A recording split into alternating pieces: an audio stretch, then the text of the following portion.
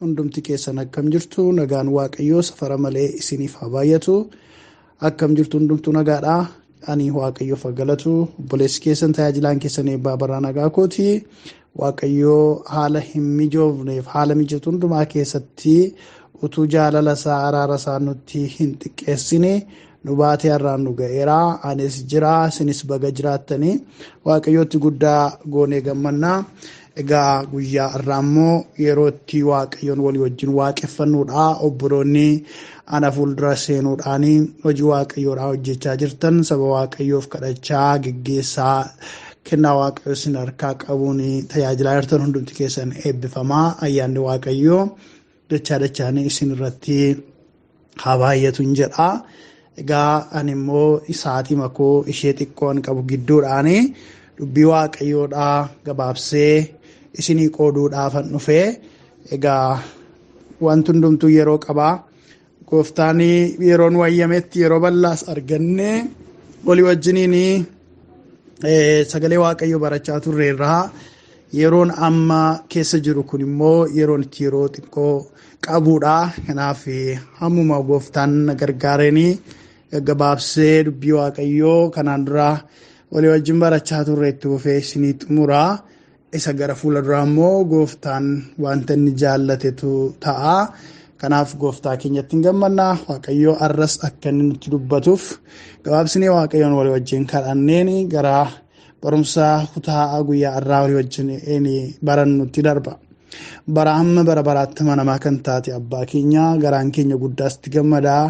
Haala hin mijanneef mijatu hundumaa keessatti utuu faara kee nutti hin jijjiirini. Dadhabbiif jabina keenya hundumaa keessatti utuu nutti hin jijjiiramini. Namoota irraa nu gooteettaa jiraachuu keenyaaf icciitiin sababni sidhaa maqaan kee maqaan gooftaa keenyaa Kiristoos Yesuusiin bara baraan ulfaatu. Du'a nu oolchiteettaa, salphina nu oolchiteettaa, qaanii nu oolchiteettaa. Dadhabbii gurguddaa utuu qabnu, mudaa gurguddaa utuu qabnu, wallaalummaa garaagaraa utuu qabnu, garuu yaa waaqayyoo araarri kee baay'ee waan ta'eef jaalalli kee tilmaamamee waan bira hin ga'amneef baatamnee eegamnee jiraannee har'a ga'uu dandeenye. Jaalala keessa guddaaf araara keessa baay'ee kanaaf maqaan kee maqaan abbaa keenyaa bara baraan haa kabajamu. Teessoo keessa ulfaataaf dinqisiisaa irratti galata dinqisiisaa guddaa ta'e ajaa'ibsaa ta'e nuuf argadhu. Garaan koo garaan saba keessatti gammadaa. Hojii waa'ee keenyaaf hojjettu hundumaaf bara baraan nuuf ulfaadhu. Yaa abbaa gaarii taatee nu warri fuula kee dura dhaabbannee si kadhachaa jirru immoo utuu beeknuus ta'e utuu hin beekin goonfamnees dadhabbii foon keenyaan cubbuu garaagaraa keessatti lafa dhoofnee jirra. Ati gaarii gootee nu beektaa. Namni akka keenyaa nu hin beeku. Ati garuu gadi fageessitee fonqolchitee qortee nu ilaalta. Wallaalummaan keenya baay'eedha. Daddarbi keenya danuudha. Sagalee kee keessatti caafamee jira. Dhiigni ilma isaa Yesuus Kiristoos cubbuu hundumaatti qulleessa jedhamee isaanii abdii godhannee fuula kee dhaabbachaa jirra. Raawwatee hirmiif cubbuun hundumtuu jireenya keenya keessaa kan dhangala'aa ta'u. Ati nutti dhiyaadhu nu gargaari yaa abbaa. Waaqa banamaa nuuf kennee dhowwaa tokko malee yaadni kee nu biraa ga'u. Ija kee ija gaarummaan nu ilaali. Amajaajii keenya maqaa Yesuus gooftaatiin adabi. Akkaataa isaan nuun loluu dura dhaabatanii nuun mormuu hin dandeenyetti adaba guddaa isaaniin adabi. Waan nu wajjin jirtuuf gara keenya waan taateef immoo ulfaadhu. Maqaa Yesuus gooftaatiin ameen. Egaa kanaan dura akkuma irra deddeebinee ilaalaa turre sagalee waaqayyoo mata duree waa'ee ilma mootii irratti xiyyeeffatu. Yaa ilma mootii maaliif gadi adeemtaa? Guyyuma guyyaadhaan maa xiqqaachaa adeemtaa? Waa'ee sagalee jedhu walii wajjin ilaalaa turre. Kana ilaalchisee ijoon keenya guddaan waa'ee guddina hafuuraa irratti xiyyeeffannee ilaalaa turre. Jireenya hafuuraa ofiitti wantoota gadi nama deebisaniif irraa of eeggachuu qabnu ilaalaa turreerra.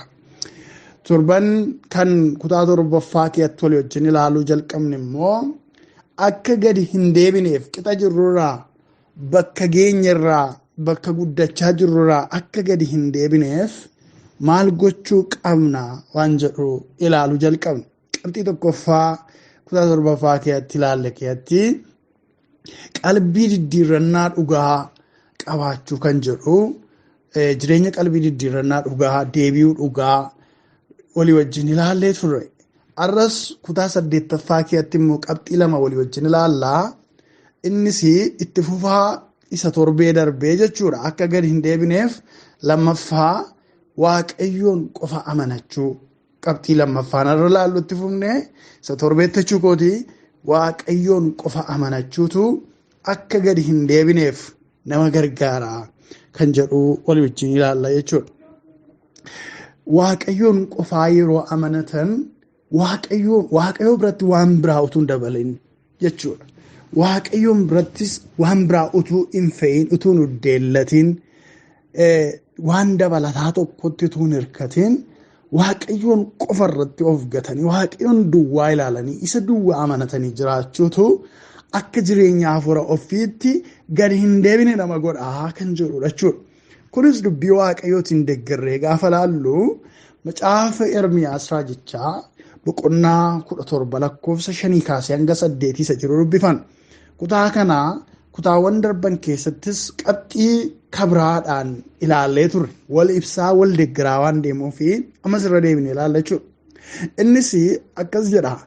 Ammas waaqayyoo itti fufee namni nama amanatu jabina irree foonii kan abdatu yaada isaas waaqayyoo irraa kan fageessu kan deebisu abaaramaadha. Inni akka muka baalli isaa harca'ee qobaa isaa lafa onaa keessa ijaajju isa akka lafa gogaa waa biqilchuu hin dandeenye akka lafa soogiddaa iddoo namni keessa hin jiraanne keessatti argamuuti. Wanti gaariin yommuu dhufus arguu hin danda'u. Garuu namni ana waaqayyoon amanatu ana duwwaattis kan of kennu hagammadu. Namni akkasii akka muka yaa'aa bishaan qarqara dhaabame hidda isaa gara bishaaniitti yaafatuuti. Mukichi hoo'i yommuu dhufu hin sodaatu. Yeroo hundumaa hin lalisaa. Caamsaan isa hin yaaddessu. Yeroo yeroottis ija hin godhataa'edha. Waaqayyoon bara baraan ulfaatu. Kuni waa'ee mukeen lamaa fakkeenya fudhata. Mukinni tokko muka abaaramaadha. Mukinni tokko immoo muka eebbifamaadha. Muki abaaramaan kuni maal fakkaataa? Namni waan irree foonii amanatu, namni nama amanatu, namni jabina irree foonii abdatu, yaada isaa waaqayyoo irraa kan deebisu abaaramaadha jedheetu fakkeenyi isaa maal fakkaata jedheetu muka baalli isaa irraa harca'e qobaa isaa lafa onaa keessa ijaaju. Baalan qabu bakki inni jiru immoo lafa onaadha. Baalli mukni tokko akka inni itti fufee jiraatuuf bakka inni itti nyaata isaa itti qopheeffatee of sooruudha. Baala hin qabu isa yommuu iddoo jiidhin jirre lafa onaa keessa ijaaja muka akkasii jechuudha. Muka akkasiitiidha. Insaa akka lafa gogaa waa biqilchuu hin dandeenye gogaadha waa biqilchuu hin dandeenye lafa soogiddaa bakka namni hin jiraanne keessa itti argamuutiidha. Akka muka akkasiitiidha.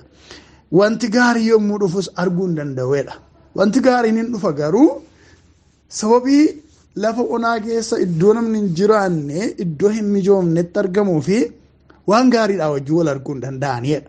Namni akkamii gaa? Namni waaqayyoon hin amananne irree isaa kan abdatu jabinan foonii nama akkasaatii kan abdatu nama akkasiitu abaaramaadha jedheetu dubbata.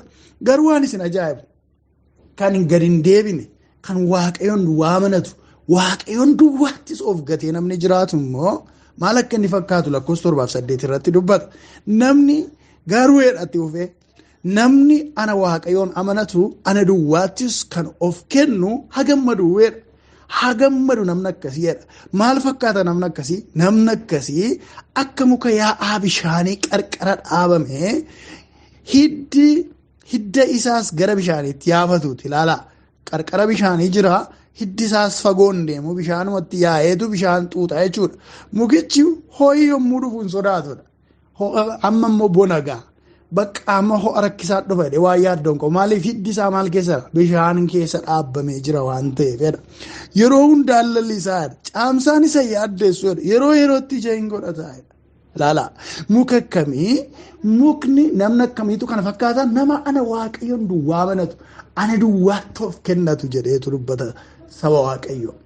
Ilaala waaqayyo yeroo hundumaa akka isarratti of gannee jiraannu barbaada. Faallaa namaati namni maal namaan jedha guddisee asiin si ga'eera barsiisee asiin si ga'eera xurii keessirraa dhiqee si guddisee nama si godheera.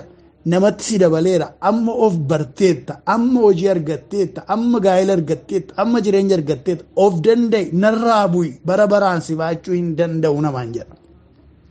Yeroo darbe sii liqeesseera yeroo darbe rakkina kee keessatti si qaqqabeera yeroo darbe bara akkasii godheera kanaa booddee garuu maqaa koon dha'ineera. Inumaayyuu mammaaksa yeroo mammaakan maal jedhu nama waa namaa godhee ammas akka inni namaa godhuuf isa barbaaddataniini. Maali jara keenya lafa laafe gaduma qotuu jedhu maal jedhani mammaaku namoonni bakka laafe gaduma qotuu jedhu maal jechuudha gatiima ani sii kennuuf ammas deddeebitee na gaafattaayi jechuu isaaniiti. Maal jechuudha sin nuffee sin dadhabee kan biraa barbaadadhu kan biraatti hirkadhu jedhu faallaa nama waaqayyoof nama gidduu jiru isinitti himaa jira. Namni yeroo hundumaa rakkoo keessatti kottuu na gaafadhu. Anuma duwwaa abdadhu eenyu ishee yoo bira naqin ani sii jira qaxaleen kee yeroo hundumaa kan siif jiraatu ana dhaam waa tokko yaadda'in aayisoo namni namaan jiru hin jiru. Egaa amma namaallee si yaaleera hamma namaallee si duukaa dadhabeera hamma namaallee waan hin barbaadu godheera waan hin danda'u godheera kana caalaa immoo hin danda'u mee nama biraa immoo gaafadhu darbii deemii nama biraa immoo dhaqikaa jedheetu nama dabarsa. Waaqayyo faallaa kanaa the day in the night yeroo hundumaa always the day in the night akka nu sarratti of gannee jiraannu barbaada. Isa duwwaa akka nu barbaadu yoo beelofne abbaa nan beelee akka jennu barbaada. Yoo daarre abbaa uffatan na barbaachisa akka jennu barbaada. Yoo qofaa taane abbaa qofummaa kan narra dabarsi jireenya naa kenni gaa'ela naa kenni maatii naa kenni bakka namaatti na geessi akka jennu barbaada. Waaqayyo yeroo hundumaa haala hundumaatiif akka isa irratti of gannee isa dhaggeeffannu isa barbaannu isa ilaallu duwwaa barbaada malee beenu nuun hin jedhu. Kanaaf immoo gochani nuu godhu kanaan immoo akka isa galateeffannu fedheeti. Akka isa duwwaa irratti of gannee isa duwwaa gaafannee isa duwwaa irraa waa fudhannee jiraannuuf gocha nuu godhu kanaaf nama foonii akka nu hin galateeffanneef utuu adaadaan koo hin jiraanne utuu eessumii koo hin jiraanne utuu obboleessi koo hin hangafaa hin jiraanne utuu obboleettiin koo akkasitti na bira dhaabbanne utuu haati manaa koo akkas naaf hin taane utuu abbaan manaa koo akkas naaf hin taane jennee qooda silaa waaqayyoo galateeffamuu qabu nuyi nama foonii akka hin galateeffannu nama foonii irratti akka of gannu waaqayyoon barbaadu. Galata waaqayyoo fuudhee haalotaaf namootaaf dhaabbilee biyya lafaatiif akka laannu waaqayyoon barbaadu. Tootaalii jireenyi keenya isa duwwaa akka jaju isa duwwaa akka galateeffatu isa duwwaa akka waaqi isa duwwaa akka ulfeessu barbaada. Akkasittiin argamuu barbaada waaqayyo jireenya keenya keessatti olaanee galateeffamuu barbaada. Kanaaf nuuni haala nu mudatu kamiifiyyuu garaa keenya keessatti iyyuu haa ta'u. Abbaan koo naa jira jechuurraa of eeggachuu qabna. Haati koo jirti jabduudha. Qabeenya qabu jechuurraa. Obboleessi koo nan gatu gatii nan gatu jechuurraa of eeggachuu qabna. Rakkinni yoo dhufe, beelli yoo dhufe, dukkanni yoo dhufe, gaaffii yoo dhufe, gaddi yoo dhufe, hibboon yoo dhufe, arrabsamuun, ari'atamuun, maqaa baduun yoo dhufe, waaqayyoon duwwaa irratti of gannee jiraachuu qabna. Sana nurraa barbaada waaqayyoon keenya. Kanaaf gaafa waaqayyoo irratti rely of goone waaqayyoo irratti yildi jireenya keenya laannee fi surrender jireenya keenya isa irratti of gannee akka nama galaana daakuutti jireenya keenya tootaalii keessaa baanee waaqayyoon duwwaa irra godhannee gaafa jiraachuutti kaanu waaqayyoo ol guddisaa deema. Lalisaa akka nu deemnu godha. Dagaagaa akka nu deemnu godha. Eessaa fidde eessaa dhufeef gaafa jedhamu iccitiin isaa eenyu jechuudha waaqayyoodha. Gaafa ormi wal gaafatu asaasee maaltu ta'eefi isheedha looterii maaliif ba'eefi maaluma dhalatee barana waa'ee isaa waa'ee isheedha ni gaafa saasanii wal gaafatanii the secret is the almighty God our protector our savior waaqayyoodha jechuudha secretiin isaa icciitiin isaa dubbiin isaa mistiriin isaa kan inni dhufe deeggarsa waaqayyoo irraati malee lootariin biraanuu ba'ee miti jechuudha. Waaqayyoos kanaan galateeffamu barbaada. Maaltu godheef kana gaafadhamu? Isheen ikkoo gooftaa amanatu gooftaa jabaa qabdi. Inni ikkoo gooftaa amanatu gooftaa jabaa qaba. Fira caalaa kan itti aanu, lammii caalaa kan itti aanu, aantii caalaa kan itti aanu, soddaaf firaaf lammii caalaa itti siqee ani siif jira kan jedhu gooftaa jabaa Yesuus Kiristoos jedhamu tokko qabaam qabdiim akka jedhamu barbaada waaqayyoon keenya. Kanaaf isa duwwaa akka amananu barbaanna gaafa sana nuyi guddachaa deemna dagaagaa deemna hafuuratti illee guddachaa deemna foonitti illee guddachaa deemna cidhiinsa ammoo gooftaa keenyadha jechuudha. Teessoon waaqayyoo keenyaa galata duwwaadhaan haguutuuti. Inni lammaffaan fi yookiin immoo arra lammaffaa yookaan immoo akka barumsa keenyaatti immoo qabxii sadaffaan akka hin deebifneef wanti nu gochuu qabnu maalidha? Waaqayyoof addaan ba'u. Kunis gochaan yaadaan jireenya keenya guutummaadhaan waaqayyo duwwaadhaaf addaan baanee isaaf jiraachuudha. Kanas immoo dubbii waaqayyoo keessaa yoo dubbifanne macaafa faarfannaa boqonnaa tokko yookiis faarfannaa tokko lakkoofsa tokko hanga 3 yoo dubbifanne dubbii akkas jedhurraa argina. Namni akka gorsa warra jallootaatti hin deddeebineedha. Kun qabxii tokkoffaadha. Dhaggeeffadhaa isin nan dubbisa. Karaa cubbamoonni irra adeeman irra kan hin ejjenne warra ga'iisanii wajjinis tarree kan hin teenye gammachuu qabaa jedha. Qooda kanaa isa gammadu kanatti seerri waaqayyoo ittiin tolaa. Innoo halkaniif guyyaa waa'ee seera waaqayyoo yaada.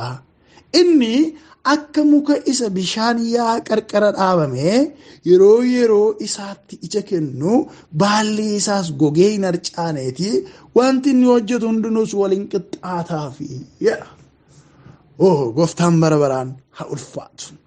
Asitti waa'ee hin lalisaa ija godhataa baalli isaa hin harca'u itti fufee lalisaa guddachaa deemaa kan jedhu isa amma Ermiyaas qabxii lammaffaa irratti Ermiyaas boqonnaa 17 irratti waa'ee nama waaqayyoon amanatu irratti fakkeenyummaa isaa ilaalle hojii wal fakkaata. Garuu asitti immoo nama akkamiiti? Waa'ee nama waaqayyoon amanatu hin jedhu asitti immoo kan inni jedhu qabxii biraadha. Maal jedha? Nama akka gorsa warra jallootaatti hin deddeebine tokko. Karaa cubbamoonni irra adeeman irra immoo kan hin ejjenne irra deemu miti irra kan hin ejjenne 2. Warra ga'isanii wajjiniin tarree kan hin teenye waan 3. Warra ga'istuun jirti. Waaqayyoo hin jiru kan jedhan jireenyi bara baraa hin jiru kan jedhan waaqayyoon wajjin deddeebi'uun akkasumaan kan jedhaman cubbuma utuu godhanii cubbuutti ija kan jabaatan garaa waaqayyoon duratti nahu kan hin qabne ga'istoonni jiru. Gooftummaa waaqayyoon kan morman gooftummaa Yesuus Kiristoosiin kan morman ga'istoonni jiru. Warra ga'isan kanaa wajjiniin jiraachuun tarree kan hin teenye gidduu isaaniitti kan hin argamneedha. Kana jechuun bakka cidhaa wayii dhannee, bakka boo'ichaa wayii dhannee, gabaa dhannee, iddoo namoonni walitti qabaman dhannee gidduu namaa taa'uu baqanna warra jalloota jechuun moo miti. Kana jechuun jireenya isaaniitti kan hin hirmaanne, akka isaanii kan hin taane, laphee isaanii kan hin qabaanne, gara isaaniitti kan hin harkifamne, karaa isaanii wajjiniin kan walitti hin dhufne, laphee kan hin laanne, garaa kan hin laanne, kan of eeggatu nama akkasii jechuudha. Namni akkasii kun maaltu immoo itti tola faallaa kanaa isa jedhu immoo itti ufee dubbata. Namni akkasii gammachuu qaba dadhee booddee inni gammadu kun maaltu itti tola jedhee immoo dubbata. Isa gammadu kanatti seerri waaqayyoo ittiin tolaa'edha. Waan isin ajaa'ibu waa'ee seera waaqayyoo kana bara kanaa seeruma waaqayyoo jechuma seera jettu law jettu kana namoonni baay'een dhaga'uun jaallatan barumsa adda addaatiin sababii confused ta'aniif sababii itti bitaacheef jechuudha. Seera waaqayyoodhaa jaallachuun yaaduu jechuun ayyaana keenyaan ayyaanaan isa fayyinee mormine jechuu miti. Seericha kan baafate eenyu? Seericha kan tumate eenyu? Yoo maal ta'e na gammachiisa kan jedhee kaa'e eenyu? Waaqayyoodha. Akka nu hin soomne, akka nu hin aanne, akka nu hin ejjine, akka nu waliin dhoofne, akka nu nama namanne, akka namatti hin dabarreef seerota kana kan kaa'ate abboommiiwwan kan kaa'ate eenyu? Waaqayyoodha. Ofii isaatii qulqulluu waan ta'eef. isa waaqayyo kaate seerratti waaqayyo kun nu mararuu qaba nutti toluu qaba uffee jenne waa'ee seera waaqayyo yaaduu qaba innoo jedha seerri waaqayyo ittiin tola innoo halkaniif guyyaa waa'ee seera waaqayyo yaadaa'edha namni akkamii namni tarroo jallootaa wajjiniin akka gorsa warra jallootaatti hin deddeebine cubbamoota karaa cubbamootaa irra kan hin ejjenne warra geessanii wajjin tarree kan hin teenye kuni karaa identity namni akkasii kun ittiin beekamu maalidha yoo jettan halkaniif guyyaa waa'ee seera waaqayyo yaada dubbii waaqayyootitti tola jecha afaan waaqayyootu marara qajeelfama waaqayyootu garaa ciibsa nama akkasii kanatu jedha kanaaf ijoollee waaqayyoo egaa namni akkasittiin waaqayyoof addaan ba'ee seerrata waaqayyoof bitamee jiraatu kuni waaqayyoodhaaf dhuunfaa ta'ee seerrata waaqayyootiif dhuunfaa ta'ee addaan ba'ee jiraatu kuni maal fakkaata yoo jettanii qabxii lakkoofsa sadaffaa irratti kaa'ee jira akka muka isa bishaan yaa'aa qarqara dhaabamee yeroo isaatitti ija kennu baalli isaas gogee hin harcaaneeti wanti inni hojjetu hundinuus wali hin qixxaataafidha. Gadi deebi'aan deemu lalisaa deema sababiin isaa burqaa bira jira ho'aan sodaatu gogiinsa sodaatu haala qilleensaa jijjiiramuun dhimma isaa miti marsaa burqaa bira jiru waan beekuuf jechuudha. Waan isinitti tolu itti fufee ija kenna jedheetu wanti inni hojjetu wal qixxaataafii jedha. Hojiin jalqabeetti hin bitaachuu hojiin mana namaati hojjetu biiroodhaan hojjetu dhuunfaadhaan hojjetu daldaalli wanti kamiyyuu harkaa faffacee rakkisu maal taare wal qixxaataa fedha toora galaa fedha kanaaf akka gadi hin deebinee fi akka gad deebi'aan deemneef maaf gad deebita yaa ilma mootii seedu sana yaadadhaa akka gad deebi'aan deemneef hafuuratti maal gochuu qabnaa iseedhuu fi waaqayyoof addaan ba'uudha karaa hundumaa safara jallootaa toora jallootaa utuu hin taa'in akka jallootaatti utuu hin deddeebi'in haala kam keessattiyyuu waaqayyo isa gaariif isa guddaadhaaf addaan of baasanii isaaf jiraachuu barbaada. Ijoollee waaqayyoo dhiiga qulqulluudhaan kan nu bitate waaqayyoo keenya dhiiga qulqulluudhaan kan ofiisaa kan nu godhate waaqayyoo keenyadha. Isa duwwaaf adda baanee isaaf haa jiraannu inni immoo maal godha akka nuyi lalisaa deemnu akka nu dagaagaa deemnu akka nu guddachaa deemnu nu godha jechuudha. Sagalee isaa isa dhageenya kana gooftaan nuuf haa eebbisu kan inni si yaadachiisu akka gadi hin deemne maal gochuu qabna torbee qabxii tokko qofa kan ilaalle jireenya qalbii dirrana dhugaa qabaachuu har'a qabxii lammaffaa irratti kan ilaalle waaqayyoon qofa amanachuu sadaffaa irratti immoo kan ilaalle waaqayyoof addaan ba'uudha. Akka dubbii isaa kanatti akka jiraannuuf ayyaanni waaqayyoo dhowwaa tokko malee hunda keenya irratti gadi dhangala'u gooftaa walii wajjin galateeffannee harka waaqayyootti of laannee xumurra bara baraan guddaa ulfaataa ulfina qabeessa kan taate abbaa keenya garaan keenya sitti gammadaa sagalee kee isa jireenya coccobsuun gara koof gara saba kee gara waldaa kee waan dhufteef gara dhaloota miidiyaa adda addaatiin sagalee kana dhaga'anii waan dhufteef maqaan keen ulfaataan kabajamaan bara baraan haa ulfaatu. Dhugumaan waaqa bara baraan jabaaf ulfina qabeessa taate abbaa keenya akkaataa ati nu gorfatteef nu qajeelchite kanaatti jireenya hafuuraatti qooda irrachaa deemnu negatiifa keessa gadi galaa deemnu gadi hirrachaa deemnu gadi bu'aa deemnu ittuu calaqqisaa ittuu dagaagaa ittuu guddachaa akka deemnuuf gorsa dubbii afaan kee keessaa ba'e kanaan anuma duwwaa amanadhaa gaafa ana duwwaa irratti of gattan ani isin nuffu ani isin dhiisu ani isin irraan fagaadhu natti deddeebitu isiniin jedhu ani ittuun isin guddisaa deema ija godhachaa deemtu dagaagaa deemtu nuun jette yoo ana duwwaa amanattan ani duwwaa irratti yoo of gattani ittuu ija godhachaa deemtu anaaf yoo adda baatan nuun jette yaa abbaa akka gorsa kee kanaatti akka dubbii kee kanaatti anis ta'e dhaloon dubbii kana baratu dhaga'u yaa waaqayyo akka gadi hin deebinetti waan ati jette kana raawwachaa akka deemnuuf nu gargaari harka keenya nu qabii dhiiga Yesuusiin nu shaffani nu dagaaksi nu guddisi fuulduratti nu fuudhi dubbii kee kanaan nu ijaari yaa waaqayyo kana waan gooteef bara baraan ulfaadhu dhalootaa karaa adda addaatiin hojii kee hojjechaa jiran hundumaa wajjin ta'ii waldaa kana keessa kan jiran hidhaa adda addaan, dhibee adda addaan, gaaffii adda addaan, dhukkuba garaagaraatiin, yaaddoo adda addaatiin rakkachaa kan jiran, maatiin isaanii rakkina adda addaa keessa kan jiran tajaajiltoota saba hundumaa maqaa Yesuus Gooftaatiin furmaata ati kenniif. Furmaata harka kee keessaa dhufuun ijoollee kee qaqqabadhu. Waldaa keenya tokkummaa keenya dhaloota kana tajaajila onlaayinii irra jiru kan hundumaa itti darbee ati ittiin ulfinaa argadhu. Nu geggeessi. Hojii kee hidhatanii warra deemaa jiran, imaanaa fuudhaa warra jiran ijoollee kee gargaara ayyaana baay'isiif. Waan kana gooteef ulfaadhu. Umurii keenya galfata sitti laanneerra ati irratti moo'ii amajaajii keenya salphisi maqaa Yesuus Gooftaan. Ameen. Gooftaan isin haa eebbisu. Eebbifamaa isa barattan dubbii Waaqayyoo kanaa dhaloota kan biroodhaafis qoodaa ittuma ittiin eebbifamtan dhaloota kan biraafis eebba akka ta'u godhaa.